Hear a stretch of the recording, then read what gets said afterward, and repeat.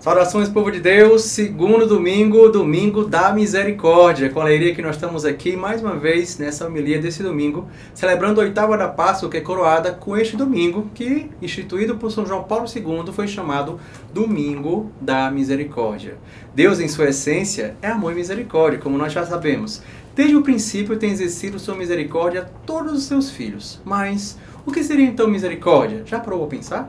Há duas palavras hebraicas que frequentemente designam. A primeira, hesed, significa fidelidade, bondade, piedade e está intimamente ligada ao conceito de aliança. Deus, por ter feito uma aliança inquebrantável com o seu povo, jamais desampara. A segunda palavra, rahamim, designa compaixão e dó. Evoca o seio materno, do hebraico rehem, apontando para o sentir nas entranhas, lá no profundo, a necessidade do outro, de estar pronto para ajudá-lo. Assim, Jesus reflete a misericórdia do Pai em seu ministério, curando os doentes, expulsando o mal e acolhendo os pecadores. Ressuscitando, Ele nos permite experimentá-la intensamente, gerando vida nova em nós. Mas como a liturgia deste domingo pode nos levar a ter uma experiência profunda com o Senhor? Acompanhemos o Evangelho de hoje, que eu convido a você a abrir a sua Bíblia, leitura do Evangelho de João, capítulo 20, versículos 19 a 31. O Senhor esteja convosco. Ele está no meio de nós. Proclamação do Evangelho de Jesus Cristo segundo João. Ao entardecer daquele dia, o primeiro da semana, os discípulos estavam reunidos com as portas trancadas por medo dos judeus. Jesus entrou e pôs-se no meio deles. Disse: "A paz esteja convosco." Dito isto, mostrou-lhes as mãos e o lado. Os discípulos então se alegraram por ver o Senhor. Jesus disse de novo: "A paz esteja convosco.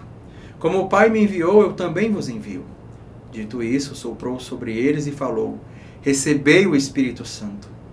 A quem perdoardes os pecados, eles lhes serão perdoados.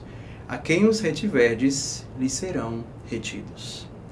Tomé, chamado Dídimo, que era um dos 12, não estava com eles quando Jesus veio. Os outros discípulos contaram-lhe: "Nós vimos o Senhor." Tomé, porém, disse: "Se eu não vi a marca dos pregos em suas mãos, se eu não puser o dedo nas marcas dos pregos, se eu não puser a mão no seu lado, não crerei." 8 dias depois, os discípulos encontravam-se reunidos na casa, e Tomé estava com eles. Estando as portas trancadas, Jesus entrou, pôs-se no meio deles e disse: "A paz esteja convosco." Depois disse a Tomé: "Põe o teu dedo aqui e olha as minhas mãos. Estende a tua mão, coloca no meu lado e não sejas incrédulo, mas crê." Tomé respondeu: "Meu Senhor e meu Deus." Jesus lhe disse: "Por que me viste e creste? Felizes os que não viram e creram." Jesus fez diante dos discípulos muitos outros sinais que não estão escritos neste livro. Estes, porém, foram escritos para que creiais que Jesus é o Cristo, o Filho de Deus, e para que, crendo, tenhais a vida em seu nome. Palavra da salvação. Glória a vós, Senhor. Louvado seja o nome de nosso Senhor Jesus Cristo, para sempre seja louvado. Então é com alegria que nós estamos aqui para meditar o Evangelho de hoje, que os discípulos estão completamente trancados sob o poder da desesperança, do medo e da morte. Mas, de repente, são surpreendidos com a chegada de Jesus, que os saúda desejando a paz, como nós vimos. O Shalom, uma saudação típica do judaísmo, ganha força na pessoa de Jesus, porque ele mesmo, sendo o Messias, veio trazer e planificar o seu significado. Sabe, o desejo de plenitude de tudo aquilo que é bom. É a paz messiânica anunciada pelos profetas do Antigo Testamento. A mesma paz que os discípulos levaram quando enviados em missão. Assim, todos estão inquietos. As mãos e o lado ferido revelam que é mesmo o Senhor, aquele que foi crucificado. Não é um fantasma. O ressuscitado é capaz de dissipar toda tristeza. A alegria toma de conta, mesmo ainda com um misto de sentimentos de espanto, de temor. Afinal, é algo inédito para cada um deles. Ninguém tinha vivido essa experiência. Mas essa alegria atinge a sua plenitude com o envio do Espírito Santo. Sabe, aquele sopro que deu vida na criação lá em Gênesis, capítulo 2, versículo 7. E agora é soprado pelo Messias, que dá vida nova aos discípulos. a alegria transborda e faz com que eles comuniquem essa graça a Tomé, que estava ausente. Mas por que não estava com eles, Tomé? Desistiu da caminhada? O que aconteceu com Tomé? Tomé ainda tem vínculo com os demais. Escuta o testemunho de seus irmãos, mas não acredita. Quer ver de perto e tocar nas marcas do crucificado e ressuscitado. Ele representa todo discípulo incrédulo que necessita ter a experiência da ressurreição para crer. Talvez até eu, você. O Senhor conhece a limitação de cada um dos seus e de nós. Sua misericórdia não hesita em aparecer novamente. E após 8 dias, para dar uma nova chance a Tomé, para o apóstolo ter também a sua experiência com o ressuscitado e junto com os irmãos, desta vez ele não está só.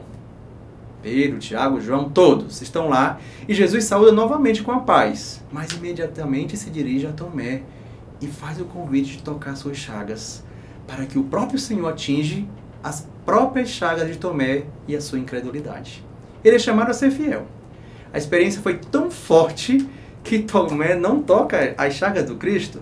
Ele foi tocado profundamente ao ponto de proferir a mais sublime profissão de fé.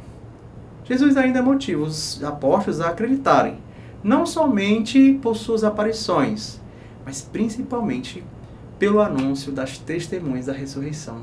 Sabe, é a palavra viva que motiva a cada um de nós ter uma fé autêntica. O ver engana e revela talvez uma fé superficial, mas a experiência, meu povo, com a palavra e a presença do Senhor ressuscitado no seio da comunidade são as maiores seguranças que os discípulos têm. De fato, a comunidade primitiva experimentou o poder da ressurreição e deu continuidade às obras do Senhor. A multidão é atraída pelos sinais e prodígios realizados pelos profetas. A misericórdia atinge os doentes, os atormentados, os maus espíritos. Todos aqueles são curados. O número de fiéis cresce, torna a comunidade cada vez mais viva. É tempo de perseguição e de muito sofrimento, mas a comunidade é encorajada pelo Senhor. A expressão "não tenhas medo" ecoa no coração dos fiéis que devem acreditar no poder da ressurreição, capaz de vencer a morte e qualquer tormento. Nossa, os inúmeros sinais que não couberam no Evangelho, como nós vimos no final dele, e que se cresce Jesus estaria vivo e ressuscitado como Filho de Deus, não somente foram manifestados nas primeiras comunidades de fé, mas elas devem ser testemunhadas ainda hoje por cada um de nós. Que experimentemos a misericórdia que vem de Deus para que diariamente e concretamente também exerçamos na prática pela caridade, pelo perdão, pela oração, que torna nosso coração cada vez mais sensível à voz de Deus e ao apelo aos irmãos. Nesse domingo da misericórdia, eu desejo a você tudo isso e que a palavra de Deus irradie cada vez mais a minha vida e a sua vida e juntos possamos trilhar esse caminho de ressurreição, de discipulado e, por que não, permitir que o Senhor toque nossas feridas, para que assim possamos ser instrumento de Deus, para que Ele também toque as feridas de todo ser humano. Louvado seja o nome de nosso Senhor Jesus Cristo, para sempre seja louvado. O Senhor esteja convosco. Desce e permaneça sobre cada um de vós a bênção de Deus Todo-Poderoso, Pai, Filho e Espírito Santo. Amém. Que a alegria do Senhor seja nossa força, ide em paz e que Ele sempre vos acompanhe. Demos graças a Deus. E com isso a gente encerra mais um comentário ou homilia do Domingo da Misericórdia, onde você pode acompanhar a cada domingo nesse ciclo pascal no nosso canal Irmãos da Nova Jerusalém, acionando o sino de notificação, se inscrevendo no canal e acompanhando a cada domingo essa preciosidade para eu junto com vocês e também os demais padres que estarão aqui conosco para mergulharmos no Evangelho de cada domingo nesse tempo tão maravilhoso que é a Páscoa. Um forte abraço, Deus abençoe, tchau, tchau!